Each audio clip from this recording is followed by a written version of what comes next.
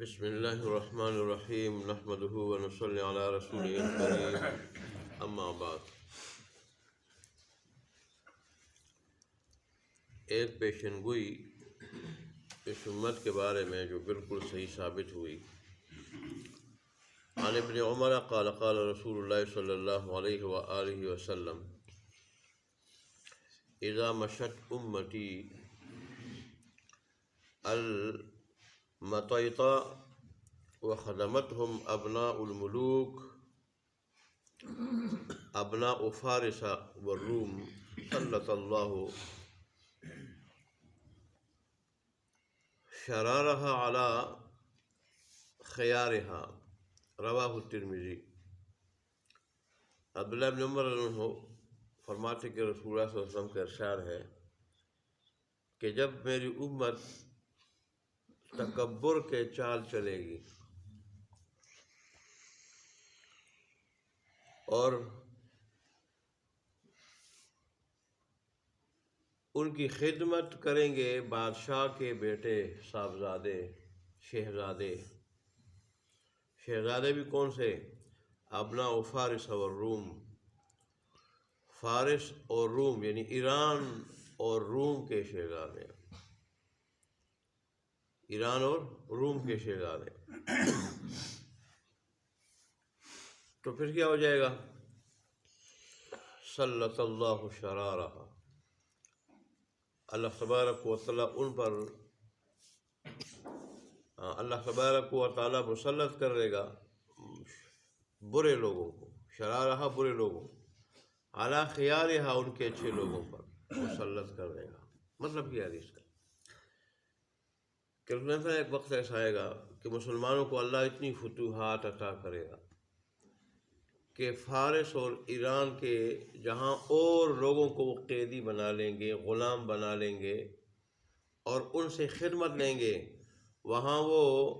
ایران اور روم کے جو شہزادے ہیں ان کو بھی غلام بنا لیں گے اور ان سے بھی خدمت لیں گے، اور پھر ظاہر ہے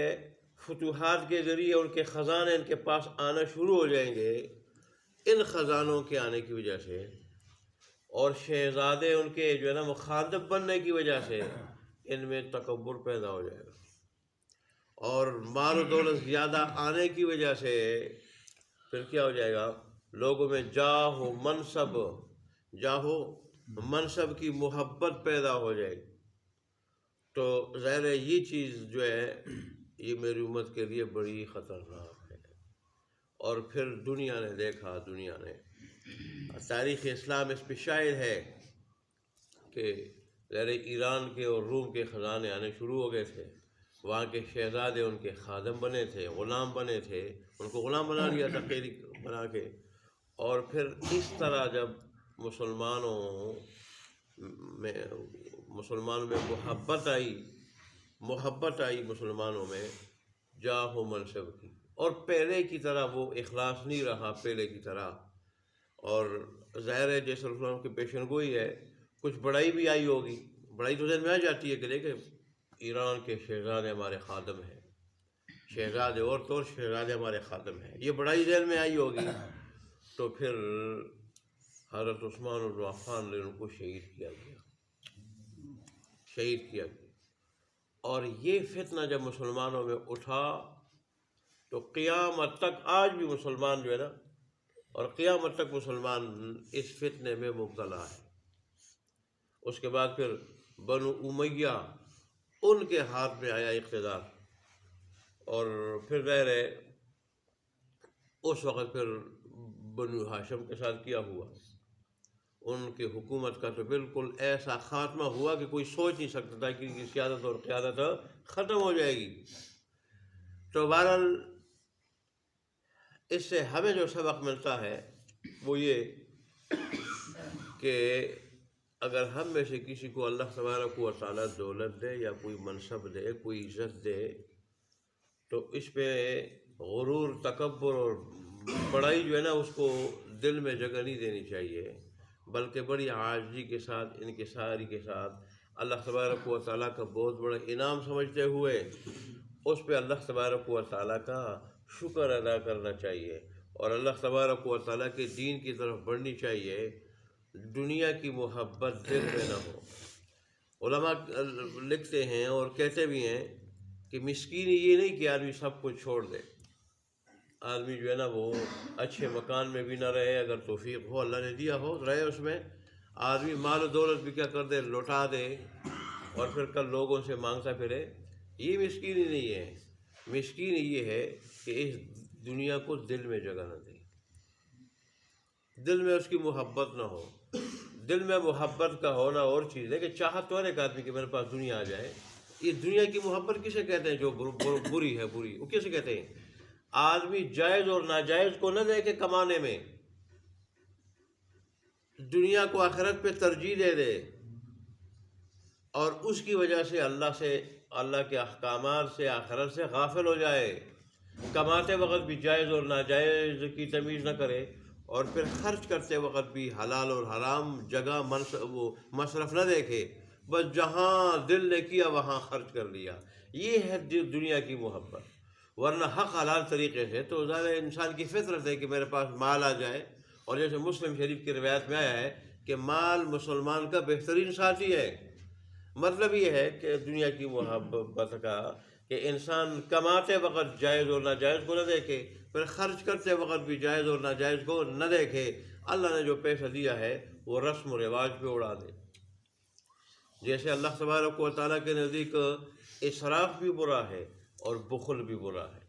دونوں چیزیں بری ہیں۔ سخاوت اللہ تبارک و تعالیٰ کے نزدیک جو ہے پسندیدہ ہے۔ اب سخاوت کیا ہے؟ سخاوت یہ کہ جس میں بخل بھی نہ ہو، اسراف بھی نہ ہو۔ اسراف بلا ضرورت پیسہ لگانا اور بلا ضرورت پیسہ بہانا، یہ جو ہے اسراف ہے، اور دونوں کو اس لیے پسند کیا گیا ہے، اس دونوں کی وجہ سے غریبوں کا حق مارا جاتا ہے۔ بخل ہو تو بھی غریبوں کا حق مارا جاتا ہے، اسراف ہو تو بھی غریبوں کا حق مارا جاتا ہے۔ اور آج مسلمان ان دو چیزوں کا شکار ہے، اس میں یا تو بخل ہے، یہ اصل جو مصرف ہے، خرچ کرنے کی جو جگہ ہے اللہ کا راستہ، اور غریب ہے، یتیم ہے، بیوہ ہے، اس پہ تو کوئی خرچ کرتا نہیں ہے، اور پھر الٹا رسم و رواج پہ لاکھوں اڑا دیتے ہیں، لاکھوں۔ وہ غمی کی رسمیں ہوں یا شادی کی رسمیں ہوں، علماء تقریریں کر کر کے تھک جاتے ہیں۔ باقی ہر مسئلے میں دیکھو علماء سے پوچھتے ہیں، طلاق کا مسئلہ علماء سے، نکاح کا مسئلہ علماء سے، لیکن جہاں مطلب کی بات آتی ہے پھر علماء کی بات کو نہ مانتے بھی نہیں۔ علماء اگر خود بھی کہیں، خود بھی سمجھائے، مانتے نہیں، کہ یہ مولوی چھوڑو، ان کے فرقے ہیں، ان کے فرقے ہیں، یہ ویسے مختلف فرقے ہیں تو اس سے منع کرتے ہیں، اس سے منع کرتے، ہم کرتے رہیں گے، یہ جائز ہے، یہ فلانے ہیں، پھر فرقوں کے نام بھی لیتے ہیں، یہ فلانے ہیں، ڈمکان ہیں۔ بھئی قرآن کو دیکھو، قرآن کیا کہتا ہے، حدیث کو دیکھو، فرقوں کو مت دیکھو، حدیث کو دیکھو، حدیث کیا کہتی ہے، پھر رسول اللہ صلی اللہ علیہ وسلم کی زندگی جو قرآن کہتا ہے، رسول اللہ صلی اللہ علیہ وسلم کی زندگی آپ کے سامنے ہے، اور رسول اللہ صلی اللہ علیہ وسلم کی زندگی کو دیکھیں، انہوں نے نکاح کیسے کیا، رسول اللہ صلی اللہ علیہ وسلم کے وقت میں تو بڑے غم بھی آئے، آپ کے خود صاحبزادے جو ہے دنیا سے جا چکے تھے، بعض کے بارے میں آپ نے ارشاد بھی فرمایا تھا کہ آپ کی جدائی میں ہم بڑے غمگین ہیں، ہم بڑے کیا ہیں، غمگین ہیں جدائی کی وجہ سے، لیکن اس کے باوجود انہوں نے جو رسم ہم کر رہے ہیں انہوں نے کی تھی، رسول اللہ صلی اللہ علیہ وسلم نے، صحابہ نے، تابعین نے، تبع تابعین نے۔ اور پھر علماء کہتے بھی ہم میں یہ کہاں سے آئی ہے، ایسے ہی شادی کے موقع پر مہندی کی رسم، سہرا بندی کی رسم، یہ آج کل جو خواہ جو بارات کی رسم ہے، یہ رسمیں کہاں سے آئی؟ کیا صحابہ رسول اللہ صلی اللہ علیہ وسلم کے وقت میں تھی؟ اور آئی کہاں سے؟ یہ علماء بتاتے ہیں کہ رسمیں خواہ غمی کی ہو یا شادی کی، یہ ہندوانہ رسمیں ہندوؤں سے آئی ہے۔ تحفۃ الہند کتاب لکھی تھی عالم نے، اس میں ایک ایک کر کے انہوں نے اس کی وضاحت کی ہے، یہ ان کی کس رسم سے یہ ایجاد ہوئی، کس رسم سے ایجاد ہوئی۔ لیکن اس موقع پر جہاں بات نفس کے خلاف ہو، نفس کے خلاف ہو، ہمارے مزاج کے خلاف ہو، مطلب کے خلاف ہو، یہاں پھر ہم علماء کی بات نہیں مانتے، پھر ہم کہتے ہیں یہ مولوی ہیں، ان کے فرقے ہیں، کہتے رہتے ہیں۔ اللہ تبارک و تعالیٰ ہمارے حال پہ رحم فرمائے۔ تو یہ پیشنگوئی تھی رسول اللہ صلی اللہ علیہ وسلم کی، جیسے رسول اللہ صلی اللہ علیہ وسلم نے ارشاد فرمایا تھا تو ایسے ہی جو ہے وہ مینوان جو ہے وہ صادق آئی۔ اور عثمان بن عفان رضی اللہ عنہ کے وقت سے جب یہ مسلمانوں میں جب خون خرابہ ہوا منافقین کی سازش کی وجہ سے، مجوس اور یہود کی سازش کی وجہ سے، تو پھر ترقی رک گئی۔ پہلے ترقی ہو رہی تھی، مسلمان پھیل رہے تھے، ترقی رک گئی، اور پھر لیکن یہ کہ مسلمان یہ کہ ترقی تو رک گئی لیکن ان کی وہ پوزیشن غلبے والی وہ قائم تھی، لیکن پھر 700 ہجری میں پھر تاتاری جب آئے تاتاری، انہوں نے مسلمانوں کو بری طرح پیٹا، اور اس وقت سے مسلمان جو پچھلے ہیں آج تک پچھلے ہوئے ہیں، اور ابھی ان کو جو ہے قدم جمانے کا موقع نہیں ملا۔ کچھ مسلمان اپنی جو ہے نا عیاشی میں لگ گئے، باقی ساری قومیں منظم ہیں، ساری قومیں منظم ہیں، اور وہ یہ کوشش کر رہے ہیں کہ لوگ ہماری پارٹی میں آ جائیں۔ کتنی محنت وہ کر رہے ہیں مسلمانوں پہ، عیسائی بھی یہودی بھی۔ ایک مسلمان ہے کہ یہ بالکل غفلت کی نیند سو رہے ہیں، مالدار جو ہے نا اپنے مال کو کہاں لگا رہے؟ عیاشی فحاشی پہ، عیاشی فحاشی پہ، اور یہ خیال نہیں کر رہے کہ جن غریبوں کا اللہ نے ہمارے اوپر حق رکھا ہے ان کا ہم نہیں پوچھیں گے، تو یہ عیسائیوں کی جو ہے نا عیسائی جو محنت کر رہے ہیں، یہودی جو محنت کر رہے ہیں، اس کے شکار ہو کے عیسائی بن جائیں گے، یہودی بن جائیں گے، کوئی مرزائی بن جائے گا۔ کتنے مرزائی بن چکے ہیں لڑکی کی لالچ پا کے، دولت کی لالچ پا کے۔ ایک آدمی کو جب لقمہ نہ مل رہا ہو، وہ بھوک سے مر رہا ہو، اور مسلمان پوچھ ہی نہ رہے ہوں، دوسری طرف سے ان کو لڑکیوں کی بھی پیشکش ہو، خوبصورت مال کی بھی پیشکش ہو، ظاہر تو ادھر جائیں گے بھوک مٹانے کے لیے، اور پھر بھوک بھی نہیں، وہاں تو لڑکی بھی مل رہی ہے، اور ادھر کس کے ساتھ نکاح کر لو گے اور پھر پیسہ بھی مل رہا ہے۔ یہ اللہ تبارک و تعالی مسلمان اور خاص کر مالدار مسلمانوں سے اللہ پوچھے گا کہ تم جو دین اسلام کے ترجمان تھے، ذمہ دار تھے، کیا تم نے دین اسلام کی ذمہ داری صرف مولیوں پہ چھوڑ دی تھی؟ ان کی ذمہ داری ہے، تم مفت کے مسلمان تھے۔ بحیثیت قوم ہم سب کی ذمہ داری ہے کہ اس لیے کہ من حیث القوم ہم مسلمان ہیں، پوری دنیا میں مسلمان قوم ہونے کے نام سے ہم پہچانے جاتے ہیں، کہ ہماری ذمہ داری ہے ہم خود بھی دین پہ مکمل عمل کریں اور اس کی صحیح ترجمانی کریں، مکمل عمل کر کے صحیح ترجمانی کریں، اور لوگوں کو بھی دین اسلام کی طرف بلائیں، نہیں تو اللہ تبارک و تعالیٰ کہ ہماری پکڑ ہوگی، اللہ تبارک و تعالیٰ ہمارے حال پہ رحم فرمائے۔